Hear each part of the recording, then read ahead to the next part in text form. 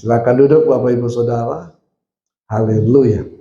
Nah, siang hari ini ya saya akan menyampaikan satu tema ya tentang pilihanmu adalah hidupmu. Ya, pilihanmu adalah hidupmu. Ya, karena setiap pilihan-pilihan kita ya itu akan menentukan masa depan kita. Jadi pilihan kita adalah kehidupan kita. Amin. Nah, coba kita lihat. Hidupmu saat ini adalah hasil dari pilihanmu. Jadi hidup kita saat ini itu hasil dari pilihan-pilihan kita di masa lampau. Kualitas kehidupan kita adalah hasil dari keputusan-keputusan kita. Kualitas kita hari ini, kehidupan kita hari ini, itu karena keputusan-keputusan kita di masa lampau. Pilihan yang kita putuskan. Kualitas kekinian kita, ya, adalah hasil dari keputusan-keputusan yang kita buat di masa lalu kita. Kualitas masa depan kita, nah ini perhatikan baik-baik. Ya, kualitas masa depan kita ditentukan oleh keputusan-keputusan yang kita buat di masa kini. Firman Tuhan katakan, rancanganku bukanlah rancanganmu, benar. Aku akan memberikan masa depan yang cerah. Rancanganku bukan rancangan kecelakaan. Tapi firman Tuhan katakan juga, pilihlah pada hari ini. Ya, berkat atau kutuk. Pilihan. Tuhan telah menyediakan masa depan. Tuhan telah menyediakan berkat. Tapi kita yang harus memilih. Jadi hari ini kita ada karena ada pilihan-pilihan yang kita buat di masa lalu. Jangan salahkan siapa, ya. Jangan salahkan kenapa kita bisa menikah dengan suami atau istri kita. Jangan salahkan kenapa kita bisa bekerja, karena jangan salahkan semuanya. Karena itu adalah hasil dari pilihan-pilihan kita. Nah, makanya dalam kebenaran firman Tuhan, dalam Kejadian 13 ayat 10 sampai 11, ini suatu gambaran tentang bagaimana memilih, tentang kisah Abraham dan Lot. Dalam Kejadian 13 ayat 10 sampai 11. Lalu Lot melayangkan pandangnya, dan dilihatnyalah bahwa seluruh lembah Yordan banyak airnya, seperti taman Tuhan, seperti tanah Mesir, sampai ke Soar. Hal itu terjadi sebelum Tuhan memusnahkan Sodom dan Gomora. Sebab itu Lot memilih baginya seluruh lembah Yordan itu. Lalu ia berangkat ke sebelah timur dan mereka berpisah. Kejadian ini sungguh sebenarnya tidak menggambarkan suatu sikap kehidupan dari Lot sebagai keponakan daripada Abraham. Ya, dua-duanya telah menjadi kaya, punya ternak banyak. Tetapi kemudian para hamba-hamba dari Lot dan Abraham bertengkar soal ladang pengembalaan. Lalu kemudian Abraham berkata, kita ini keluarga, tidak usah bertengkar. Ya, kalau kamu memilih kiri, aku pilih kanan. Kalau kau pilih kanan, aku pilih kiri. Seharusnya yang lebih dulu memilih siapa? Abraham. Sebagai seorang keponakan yang ikut kepada omnya, Lot harus merendahkan diri, tapi Abraham memberikan pilihan kepada Lot. Silakan pilih. Tapi apa yang dipilih oleh Lot? Apa yang terlihat oleh mata jasmani? Ya, manusia memilih karena apa yang terlihat. Manusia memilih karena apa yang terasa. Manusia memilih karena apa yang didengar. Manusia memilih karena panca indera jasmani. Lot melihat Ya, lalu kemudian dikatakan situ, lalu Lot melayangkan pandangnya dan dilihatnya lah. Ya, masih muda kita melihat pacar kita sangat ganteng, cantik. Ya, yang masih single melihat ada seorang pria yang ganteng, yang pria melihat ada seorang wanita yang cantik. Ya, lalu kemudian jatuh cinta karena pandangan pertama. Ya, pandangan pertama biasanya tertuju pada apa? Pada apa yang terlihat. Ya, ternyata hal-hal yang indah selama pacaran. Lalu kemudian menikah, masuk bulan madu. Setelah madunya habis, tinggal bulanan. Nah, terlihat aslinya, terlihat baru menyesal. Kalau dulu lagu dulu kata nyanyinya, pulangkan saja. Makanya pilih yang baik. Pilih bukan berdasarkan apa yang terlihat secara jasmani. Bisa saja. Ya. Nah, dikatakan lalu kemudian Lot memilih baginya seluruh lembah Yordan itu. Apa yang ada di lembah Yordan? Subur, banyak airnya, seperti taman Tuhan. Seperti. Ya. Nah, karena manusia terbatas penglihatannya, makanya apa yang dia lihat itu seperti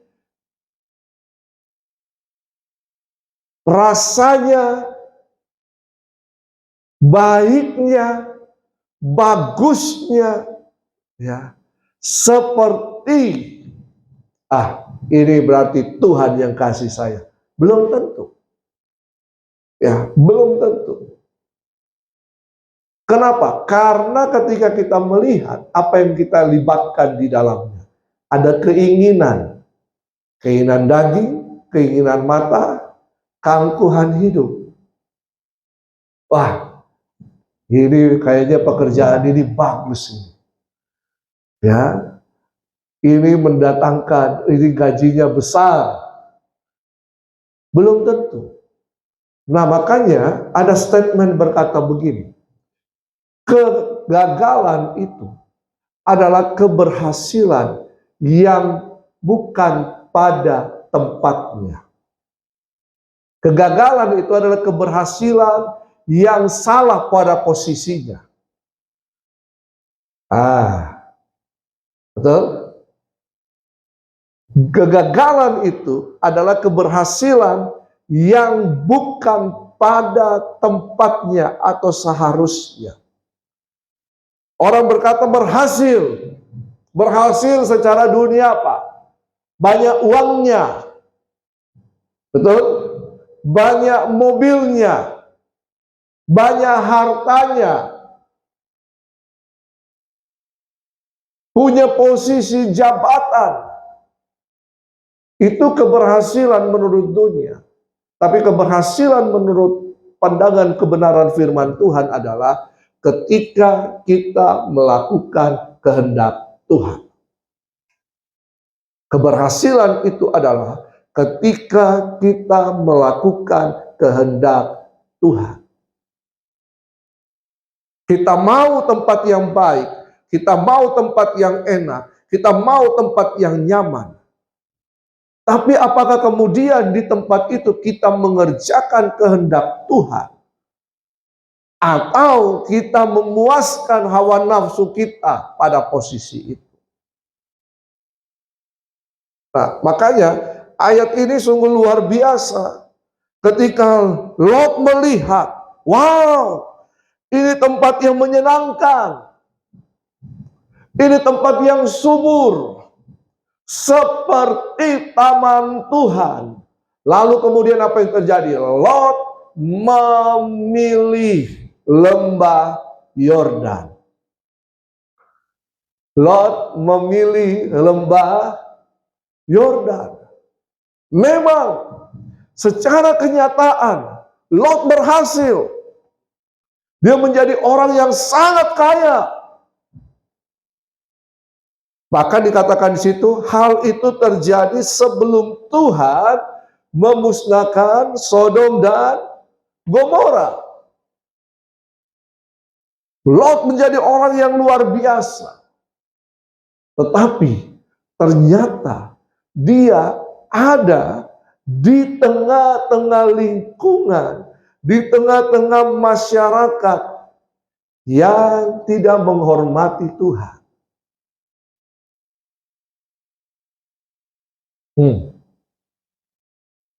Kayak kegagalan adalah keberhasilan di tempat yang salah.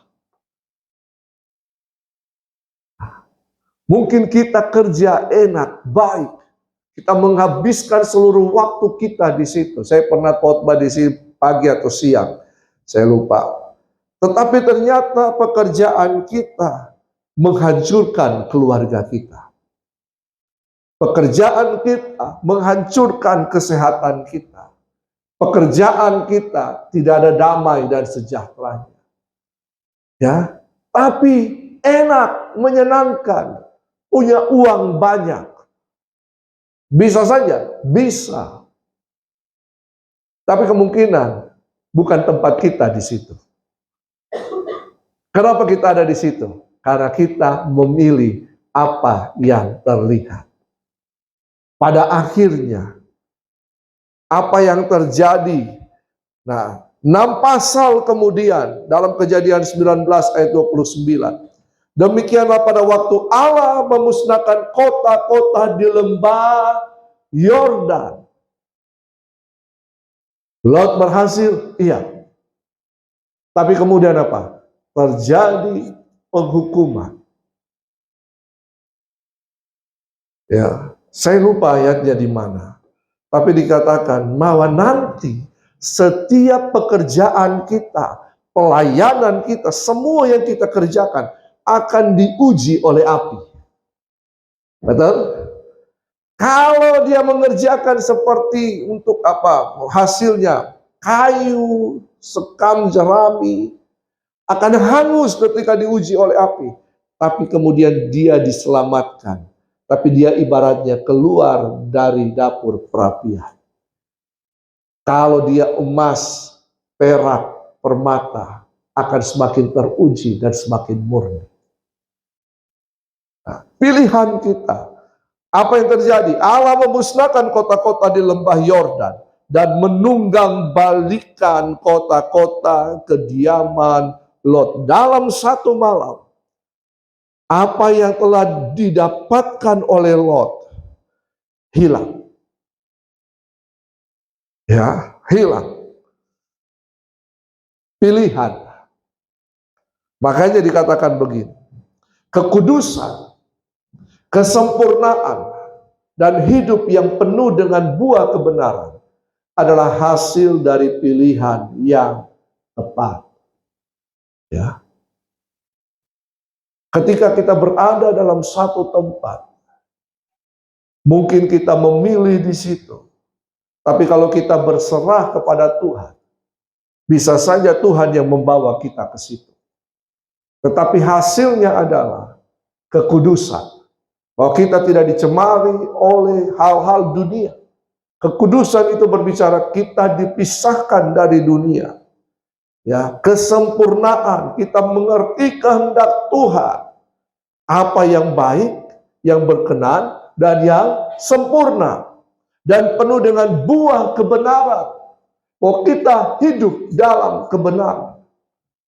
Ini adalah hasil dari pilihan yang tepat. Apakah pekerjaan kita, apakah pelayanan kita, apakah kehidupan kita membawa kita kepada terus memelihara kekudusan, mengerti kehendak Allah yang sempurna, hidup dengan buah-buah kebenaran. Ini yang jadi pertanyaannya. Ya. Makanya dikatakan bukan boleh atau tidak, benar atau salah. Seringkali kita ini tidak bisa, ini berdosa. Bukan seperti itu. Ya.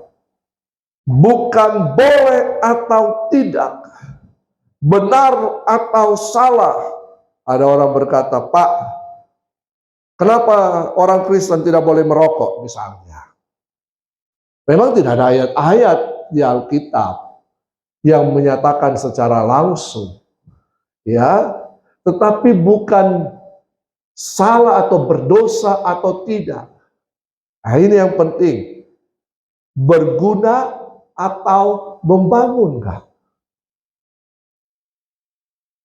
Bukan boleh atau tidak, bukan benar atau salah, tetapi Paulus berkata 1 Korintus 10 ayat 23, segala sesuatu diperbolehkan. Kita bisa memilih dan melakukan apapun pilihan kita. Benar. Karena ada free will, ada kehendak bebas. Tetapi bukan segala sesuatu berguna. Apakah merokok berguna? Misalnya. Kan tidak dilarang, Pak. Betul kan? Tidak ada ayatnya kan? Tetapi apakah itu berguna? Bisa nggak kita makan banyak? Ukur tobat. Bisa nggak? Makan daging babi. Makan kambing. Tiap hari makan coto, minum Coca-Cola. Kan untuk tubuhku kan. Tapi apakah itu berguna untuk kesehatan kita? Ini bait Allah. Tiap hari begadang. Makanya ada lagunya Rhoma Irama kan, begadang jangan begadang. Ya. Saya kan masih muda, Pak. Tidak rawat diri. Cuek. Tapi apakah itu berguna? Memang segala sesuatu diperbolehkan. Benar. Silakan. Karena kamu punya free will, kehendak bebas. Silakan. Tetapi bukan berarti segala sesuatu itu akan membangun kita. Nah, ini dia. Ya, bukan benar atau salah itu tentang pilihan ini. Ya, bukan boleh atau tidak. Saya kan sudah jatuh cinta sama dia. Ya kan, ini kan perasaan hati, Pak. Jangan. Pak, ini hati, Pak. Bukan boleh atau tidak. Bukan benar atau salah. Tapi apakah itu berguna dan membangun kehidupanmu? Ya. Ada yang berkata, Pak, saya kan kerja di ini bagaimana, Pak? Saya kerja di tempat-tempat yang secara etis tidak cocok untuk anak Tuhan. Saya bilang bukan boleh atau tidak, bukan benar atau salah, tetapi apakah itu berguna dan membangun kehidupanmu, membangun hubunganmu dengan Tuhan. Ini sangat penting, iya kan? Walaupun banyak uangnya di situ, ya. Nah, kemampuan membedakan ini akan menentukan kualitas dari keputusan kita. Jadi ketika kita memilih, maka di situ ada kemampuan kita untuk melihat pada waktu kita memilih dan membedakan. Nah, apa yang terjadi? Lot memilih dan membedakan, betul kan? Dia membedakan antara tanah yang subur, yang banyak airnya dengan yang tidak. Tetapi kemampuan membedakan seseorang untuk memilih itu akan berbeda satu dengan yang lainnya. Itu akan menentukan kualitas kehidupan kita. Dengan siapa kita bergaul, betul kan? Dengan siapa kita bersahabat, apa yang kita baca, apa yang kita lihat, apa yang kita dengar. Ini sangat menentukan kualitas dari setiap keputusan-keputusan kita. Makanya Roma 12 ayat 2 berkata, janganlah kamu menjadi serupa dengan dunia ini. Jangan copy paste kehidupan dunia, perkara-perkara dunia, sifat-sifat dunia dalam kehidupanmu. Tetapi dikatakan berubahlah ya oleh pembaharuan budimu sehingga kamu dapat membedakan. Nah, kalau sifat kita copy paste dari dunia, maka kemampuan kita untuk menentukan adalah seperti yang dunia pilihkan bagi kita. Seperti yang dunia tawarkan. Misalnya, Alkitab berkata, saling mengampuni. Dunia berkata apa? Ngapain? Kan dia yang salah. Ya, dia yang salah, saya yang benar. Ngapain saya harus mengampuni dia? Seharusnya dia yang datang minta maaf sama saya. Betul? Dunia berkata siapa yang kuat, dia yang berkuasa. Tapi Alkitab berkata, siapa yang ingin menjadi pemimpinmu, dia harus merendahkan diri untuk jadi pelayan hamba. Siapa yang ingin jadi lebih besar, dia harus menjadi hamba untuk yang lain. Tapi dunia berkata, tidak. Yang punya uang, yang punya kekuasaan, kemampuan, dia yang berkuasa. Beda. Kalau kita pakai cara dunia, lalu kemudian kita dalam pelayanan, hancur pelayanan.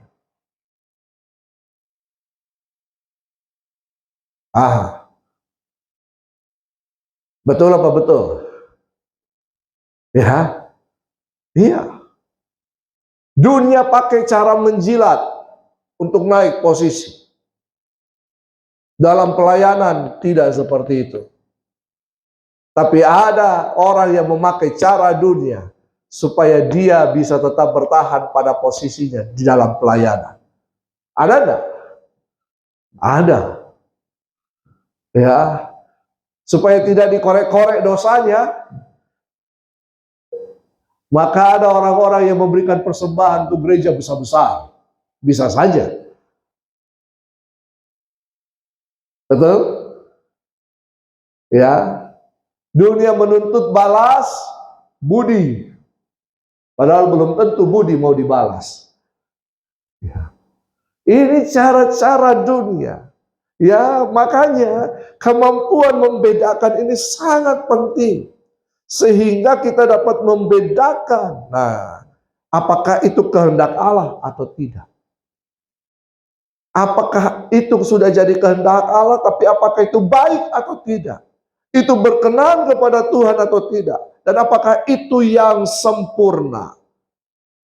Kualitas pikiran seseorang akan menentukan kualitas pilihannya. Nah, ini kualitas pikiran seseorang akan menentukan kualitas pilihannya. Kalau pikiran kita hanya dipenuhi oleh keinginan daging, keinginan mata, keangkuhan hidup, maka setiap keputusan kita berdasarkan keinginan daging, keinginan mata, keangkuhan hidup. Oleh karena itu maka firman Tuhan katakan dalam kitab Yosua, renungkanlah firman Tuhan itu siang dan malam. Supaya apa? Kau bertindak hati-hati. Ya, dunia menawarkan banyak pilihan. Dan rata-ratanya semuanya baik-baik. Seperti, oh ini bagus ini. Ini mungkin Tuhan mau rencana memberkati saya lewat sini. Belum tentu. Ya. Kualitas pikiran kita menentukan kualitas pilihan kita. Jadi kita harus memiliki pikiran yang terus diperbaharui lewat pewahyuan. Bagaimana caranya diperbaharui lewat pewahyuan? Renungkan firman Tuhan siang dan malam. Renungkan itu berpikir, memikirkan firman Tuhan. Sehingga Tuhan dapat berbicara kepada kita, menuntun langkah-langkah kehidupan kita. Ada ayat-ayat yang yang Roh Kudus akan, kalau kita baca firman Tuhan, kita renungkan, dan kemudian kita dalam posisi yang susah untuk memilih, ada kekuatan daripada Tuhan, supaya kita bisa memilih yang terbaik. Roh Kudus akan mengingatkan kepada kita ayat-ayat yang pernah kita baca, ayat-ayat yang pernah kita renungkan.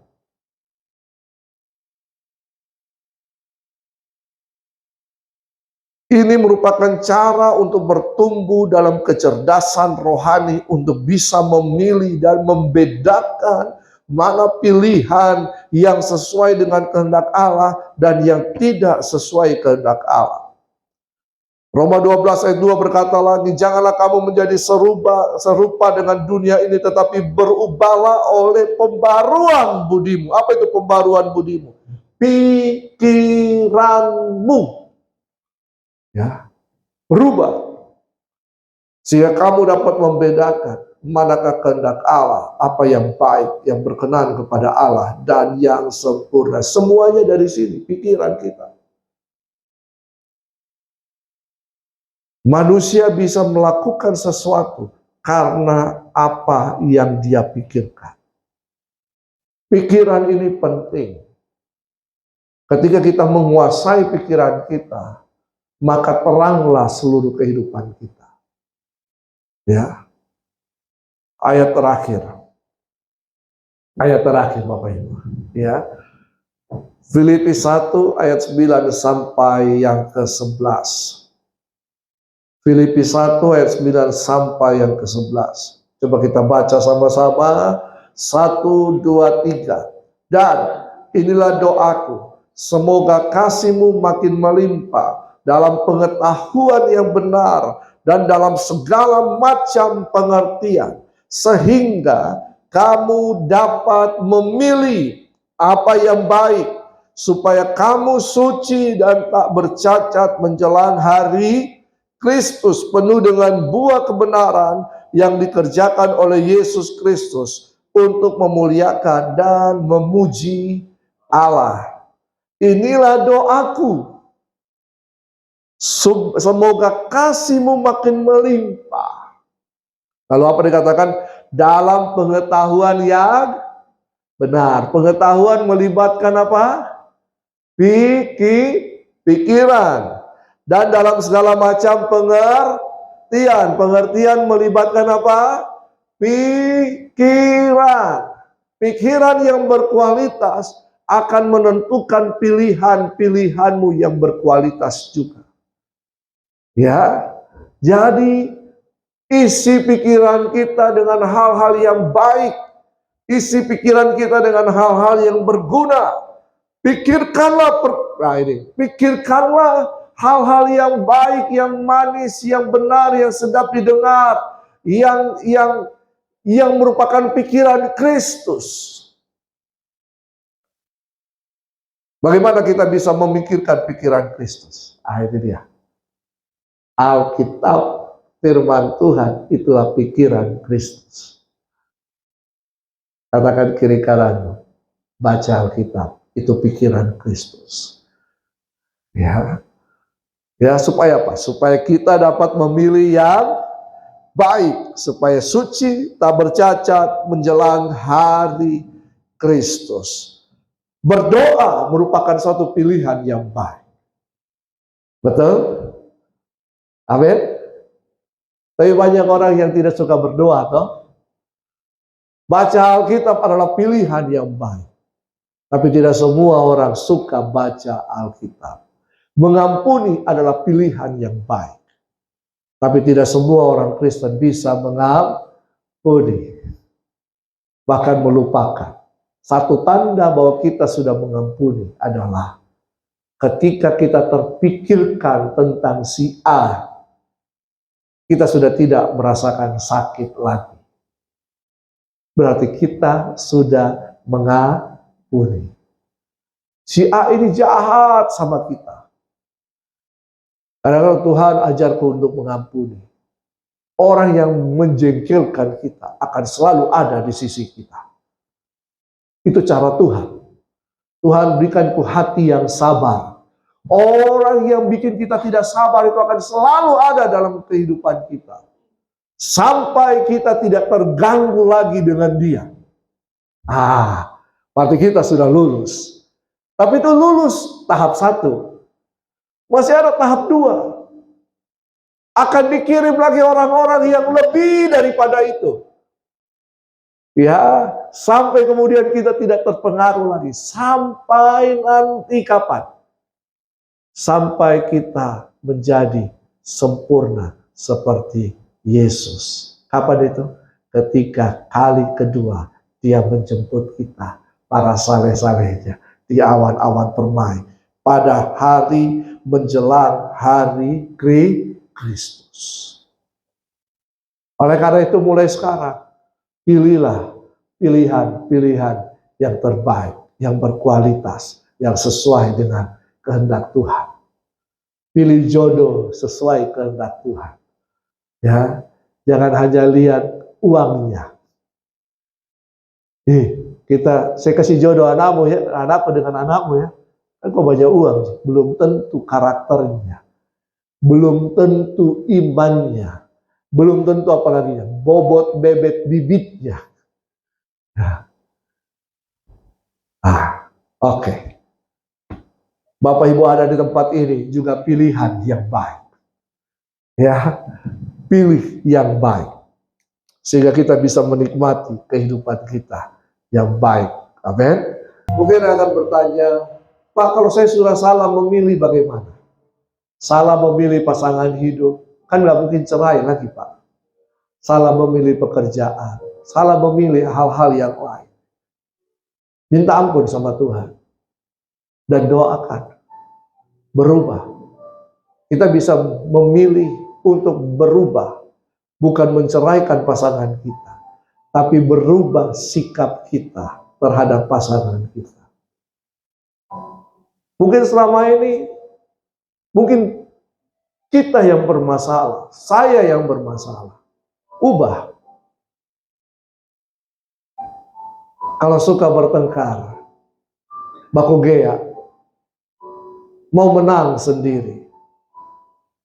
Mulai sekarang berubah. Kalau pasangan kita mulai pote-pote, diam saja. Jangan dilawan. Diam saja. Tenangkan hatimu. Doakan. Ya. Beri pelayanan yang terbaik. Ya, kalau istri buatkan kopi, jangan, ini minum kopimu. Pak, silakan minum. Ya, suami, Ma, tolong. Kalau selama ini, ambilkan saya itu. Sekarang mulai berubah. Tolong, Ma, baju saya, bajunya papi yang mana? Mulai berubah. Dan perubahan itu akan mengerjakan hal-hal yang luar biasa. Amin. Mungkin sederhana, simple, tidak berarti. tapi dimulai dari hal yang kecil. Terima kasih Tuhan.